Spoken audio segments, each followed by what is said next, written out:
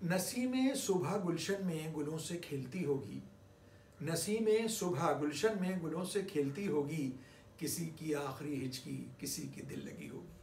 आदाब। कल्चर बाजार के एक और एपिसोड में आप सबका स्वागत है।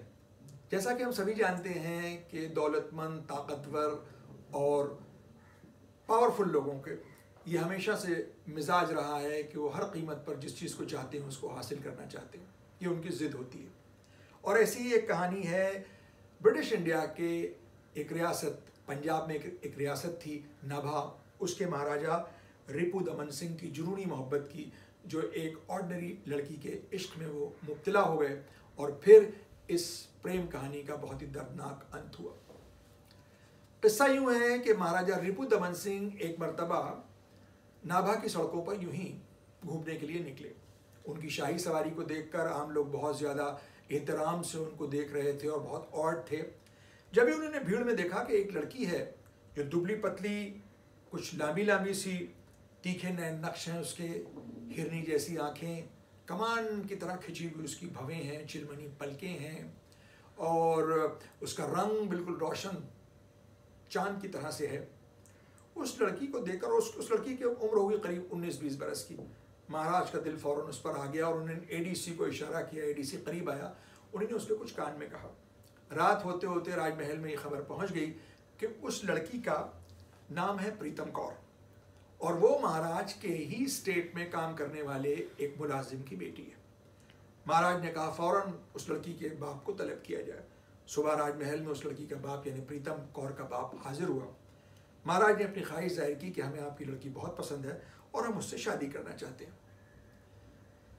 प्रीतम सिंह के वालिद ने पहले तो बात को टालने की कोशिश की और कहा कि हुजूर, कहाँ आप महाराज, हम आपकी अदना प्रजा, ये रिश्ता बड़ा बेमेल और बड़ा बेजोड़ होगा, इसलिए हम इससे इजाज़त चाहते हैं, हम ये शादी नहीं कर पाएंगे।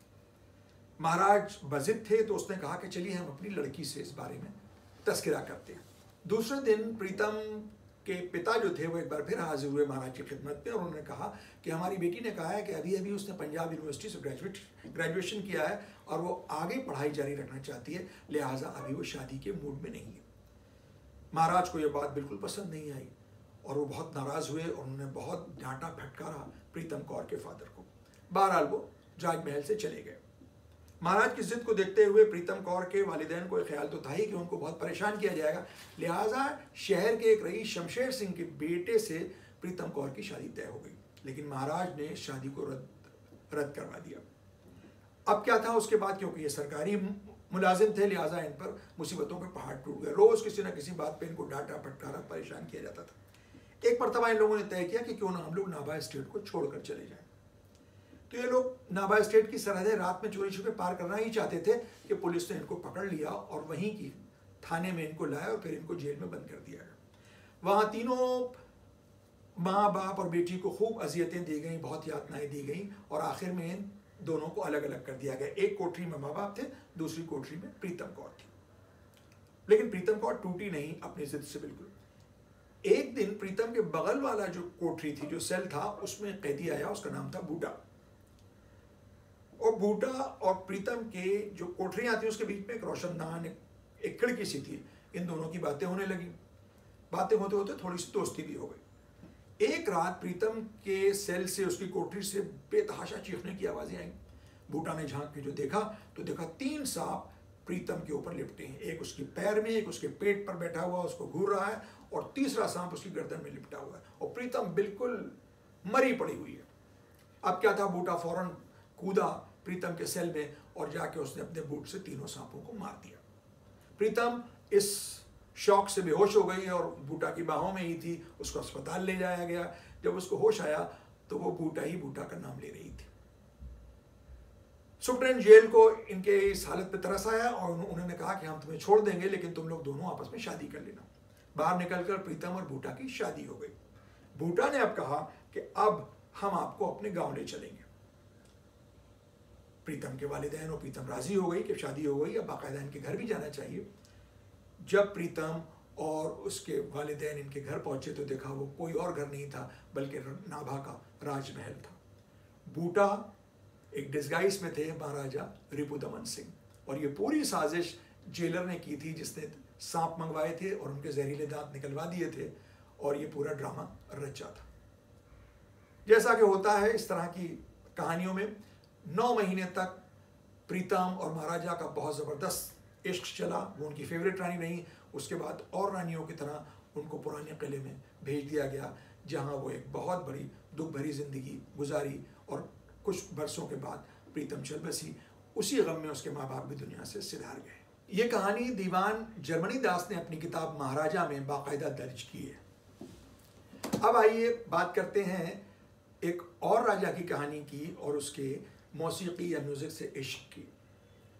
बात उस दौर की है जब मांडा के राजा विश्वनाथ प्रताप सिंह, जिनको वीपी सिंह के नाम से लोग दुनिया में जानते हैं, वो उत्तर प्रदेश के चीफ मिनिस्टर थे।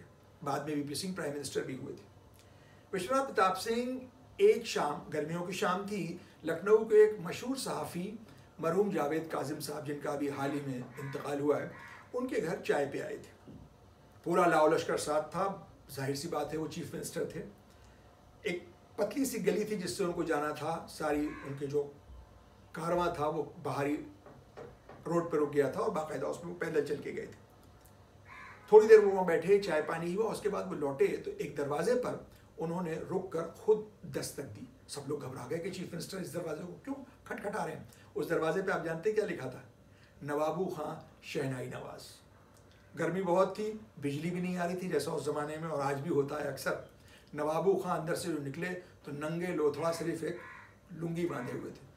राजा साहब को देख के नवाबू खां हक्का बक्का हो गए। उनके मुंह से आवाज़ें निकल रही, हुजूर आपने क्यों जहमत की, आप हमें याद करते, हम खुद हाजिर हो जाते, आपने क्यों जहमत की हमारे यहाँ आने की। उन्होंने कहा नहीं, हमें आपसे कुछ सुनना है। नवाबू खान ने फ़ौरन लड़के को आवाज़ दी अपने और कहा कि अंदर ज़रा सा पर्दा करवा लो और वो एक चेयर रखवा दो जिस पर हम राजा साहब को बिठा तो सके कम अज़ कम। उन्होंने कहा नहीं, हम अंदर भी नहीं जाएंगे, यहीं सुनेंगे जो हमें सुनना है। खैर, नवाबू खान ने एक तौलिया ओढ़ा और शहनाई पर पाकीज़ा फिल्म के गाने की धुन बजाई, ठाड़े रहियो ओ बाके यार। उसके बाद विश्वनाथ प्रताप सिंह ने उस बात से खुश होकर मुट्ठी में नवाबू खां के हाथ पर कुछ रखा, किसी को नहीं मालूम क्या दिया था, शायद उन्हें कोई इनाम दिया था। ये कहते हुए विश्वनाथ प्रताप सिंह उनके शहनाई की तारीफ़ करते हुए वहाँ से रवाना हो गए। लेकिन इस किस्से की ख़ास बात यह है कि इतनी देर तक नवाबू खान ने इस बात का बिल्कुल जिक्र नहीं किया कि उनके दरवाजे पर चीफ मिनिस्टर आए। उन्होंने यही कहा कि राजा साहब आए हैं। पुराने शहरों का यही तरीक़ा होता है कि वहाँ नए ओहदों से नहीं, पुराने रिश्तों से लोगों को पहचाना जाता है। इसी पर हमें याद आया कि अवध में 2 बड़े ताल्लुक़े थे, बहुत बड़े ताल्लुक़े थे, जबकि वो नॉन रूलिंग स्टेट्स थी, एक बलरामपुर और एक महमूदाबाद। इलाके और रेवेन्यू के हिसाब से वो बहुत सी राजपूताना और सेंट्रल इंडिया की रूलिंग स्टेट से बड़े ताल्लुक़े थे। लेकिन वहाँ के जो रूलर्स थे वो नॉन रूलिंग स्टेट्स थी, लेकिन वो महाराजा के उनको टाइटल थे। लेकिन वहाँ के जो अब राजा हैं, राजा साहब महमूदाबाद, वो 2 बार एमएलए भी रहे, लेकिन लखनऊ में और अवध में कभी उनको इस बात से याद नहीं किया जाता कि वो एमएलए रहे, बल्कि उनको राजा साहब ही कहा जाता है। किसी महफिल में अगर राजा साहब महमूदाबाद पहुंच जाएं तो मुमकिन है कि गवर्नर चीफ मिनिस्टर के लोग इस तरह से इज्जत से न खड़े हों जिस तरह उनके लिए खड़े हो जाते हैं। ऐसे ही गोंडा में एक स्टेट है मनकापुर, जिसके राजा आनंद सिंह साहब हैं। वो कई मरतबा एमपी भी रहे, लेकिन हमेशा वो राजा साहब मनकापुरी कहलाते हैं। राजा दिनेश सिंह जो काला कांकर उसमें प्रतापगढ़ के राजा थे, वो हमेशा ही राजा साहब कहलाए। अब यहाँ पर ये एक बात और मुझे याद आ गई, वो ये कि आपने देखा होगा एक टेलीविज़न पे एक सीरियल आता था लापता गंज। उसमें एक बहुत ही पॉपुलर कैरेक्टर था बीजी पांडे। आप में से बहुत लोगों को नहीं मालूम होगा कि जो बीजी पांडे हैं वो असल में महाराजा महमूदाबाद की छोटी रानी, जिनका महल लखनऊ सिटी स्टेशन के सामने इकबाल मंजिल पैलेस है, उसके महाराज कुमार अमीर नकी खां के बेटे हैं। और यानी वो प्रिंस अब्बास अली खान हैं, जिनको हम लोग बिजी पांडे के नाम से जानते हैं। अब ये बातें तो आज के लिए काफ़ी हैं। अगली किस्त में आपको लखनऊ के 2 नवाबों, नवाब नाजिम साहब और नरही के नवाब असगर हुसैन साहब फ़ाखिर लखनवी की कुछ एक दिलचस्प गुफ्तगू के बारे में आपको बताएंगे। लेकिन इससे पहले कुछ हमारे पास रिएक्शंस आए हमारी पिछली जो एपिसोड से उनको देखकर। पहला रिएक्शन है सिमरन बत्रा का बैंड्रा वेस्ट बॉम्बे से।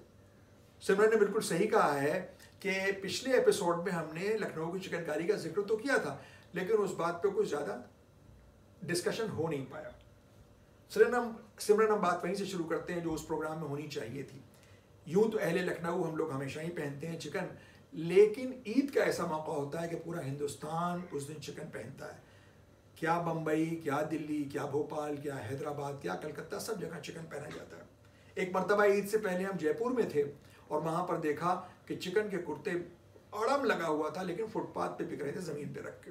इसको देख के हमें बहुत रंज हुआ, क्योंकि लखनऊ में कभी चिकन को ज़मीन पर रख कर नहीं बेचते, बल्कि अलमारियों में बाकायदा बहुत इज्जत के साथ, क्योंकि ये हमारी तहजीब की अलामत है और लिबास फ़ाखरा है।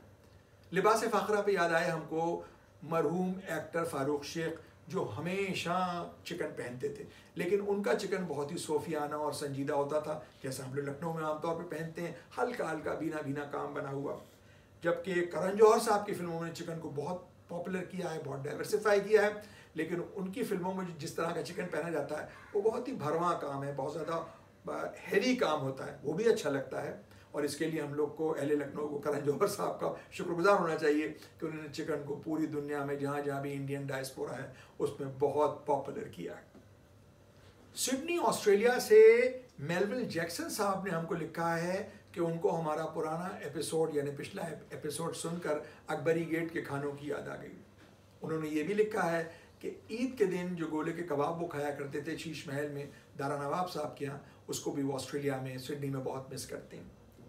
जैक्सन साहब, हम आपको अपने इस प्रोग्राम के ज़रिए कबाब खिला तो नहीं सकते हैं, मगर हाँ अक्सर इस प्रोग्राम में अब खानों का भी जिक्र होगा, लखनऊ के ख़ास खानों का।